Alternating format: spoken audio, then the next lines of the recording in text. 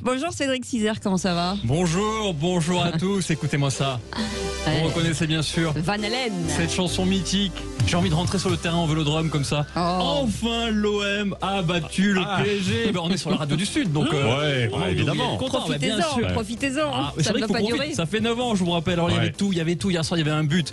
Il y a eu un arbitrage de Gilbert Montagnier. Il y a eu des gestes techniques comme des claques derrière la tête, des low kicks, 5 cartons rouges. C'est ça le foot français qu'on aime. Mais oui, la dernière fois qu'on avait gagné, vous vous rendez compte, c'était en novembre 2011 qu'on avait gagné. C'est-à-dire vous étiez sur le terrain. Vous. Non, on a gagné. Je suis comme ça, c'est mon club. Qu'on gagne, qu'on perd, c'est mon club. Vous vous rendez compte, à l'époque, Marseille. Kylian Mbappé était en 5e. À l'époque, Patrick Roger venait de divorcer pour la 4e fois. Oui, c'est vrai. Et j'étais coiffé comme Francis Lalanne.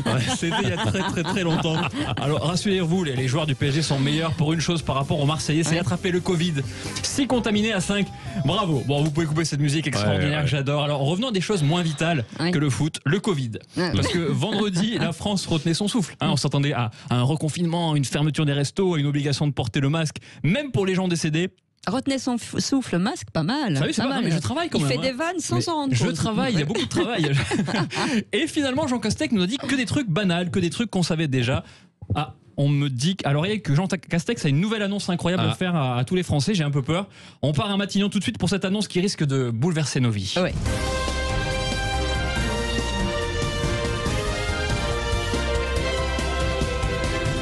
Françaises, Français, le gouvernement vous rappelle que pour prendre une douche, il faut enlever vos vêtements. Ah oui, quand même. C'est pas vrai. C'est pour ça qu'il est Premier ministre aussi. Je pense c'est pour ça. Alors, premier message, elle fait son grand retour, l'ex du journaliste le plus célèbre de la Côte d'Azur. Bonjour, c'est Henriette du Mans. Désolé, la semaine dernière, je suis parti faire la teuf à Ibiza. Oui. On a tripé sur de la house music et j'ai pécho des petits jeunes de 80 ans. Et hier, j'ai participé à la manifestation naturiste à Rennes. À mon âge, c'est trop dangereux. Ma poitrine s'est coincée dans la chaîne du vélo. Ouh, que j'ai mal. J'ai le seum, mais je vous kiffe de ouf, les frérots. Alors, on vous kiffe aussi, Henriette, bien sûr. En pleine forme. En pleine forme. Alors, à Rennes, hier, évidemment, il y avait une manifestation pour défendre le naturisme et la cause environnementale. Alors, je me demandais pourquoi Il il n'y avait pas qu'à Rennes.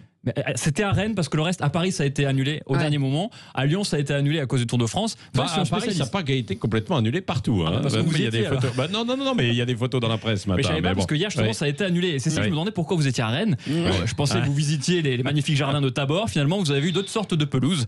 Donc bravo. Coïncidence, à Paris, samedi, il y avait la visite de l'exposition de Funès à la Cinémathèque par des naturistes encore. C'était un week-end de fou. Cinéma. Et oui, alors vous m'expliquerez où ils rangent leur téléphone pendant la visite. Mais...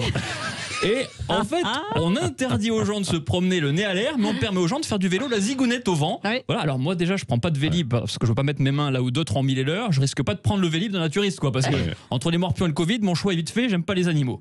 Alors, excusez-moi, on me dit qu'il y a le Premier ministre qui va encore avoir une déclaration extraordinaire à faire aux Français. J'ai peur que ce soit encore une annonce qui nous bouleverse. La musique est très, ça fait peur. Aïe. Françaises, Français, le gouvernement vous rappelle que pour réussir à dormir, il faut fermer les yeux. Oh là là, mais c'est fou! Mais c'est fou, heureusement qu'il a fait l'ENA. Mais il a fait l'ENA, mais c'est incroyable. Ça se voit tout de suite. Mais c'est incroyable. Alors, une des images fortes du week-end, c'est bien sûr Jean-Marie Bigard, qui s'est fait traiter de collabo par des gilets jaunes, qu'il est une des seules vedettes à soutenir. Écoutez.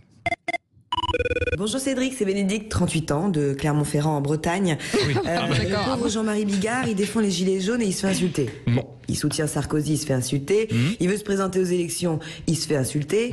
Jean-Marie, t'as pas encore compris que la politique, c'est pas pour toi. C'est exactement pareil que les cheveux. C'est pas pour Cédric. Oh là, qu'est-ce que c'est que ça là? On m'attaque personnellement en plus. Et vous dites rien, Patrick? Non, surtout pas lui. Surtout pas lui. On est pareil. Alors pour Bigard, la politique c'est sale. C'est comme l'infidélité. Si tu mets le doigt dedans, tu sais que ça finira mal quoi qu'il arrive. Alors il faut que Bigard se retire. Je sais qu'en général il n'aime pas se retirer, mais là il le faut. Mais je le connais bien, Jean-Marie. Je le connais bien. Je l'ai eu hier soir au téléphone pour le soutenir après sa journée compliquée. Et il m'a donné en exclusivité pour nous, pour Sud Radio, le nom de son mouvement politique qui va lancer justement la semaine prochaine. Ce sera le Parti électoral national identitaire solidaire. le pénis.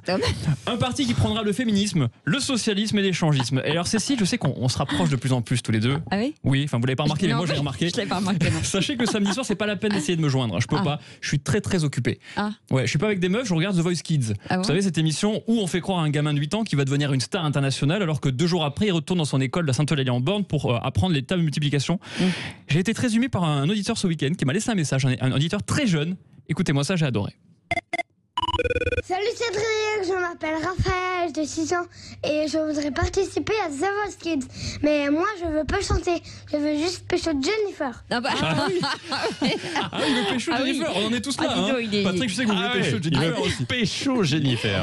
Mais il est en pleine forme à 6 ans. Il est en pleine forme. Et en même temps, il n'y a que 31 ans d'écart. Moi, je pense que ça, tout est possible, ça arrive très souvent. Et peut-être même, Raphaël, que tu finiras président de la République un jour. On me dit qu'il y a encore un message, un dernier message du Premier ministre. Alors on va l'écouter, on va voir ce qu'il va nous dire. Important. Dans cette musique.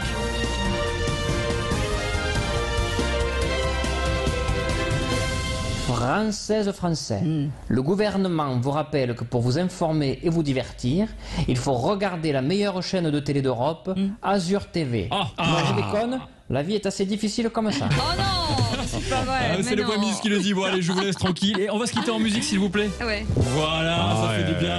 Je vous dis à demain et à dans 9 ans pour une nouvelle victoire de l'OM. Bon bah allez, fêtez ça. Bien sûr, avec plaisir. Pas trop quand même. Mettez votre masque pour sortir. Je reste sobre. Et cette chronique, bien sûr, à retrouver sur sudradio.fr et pendant que vous êtes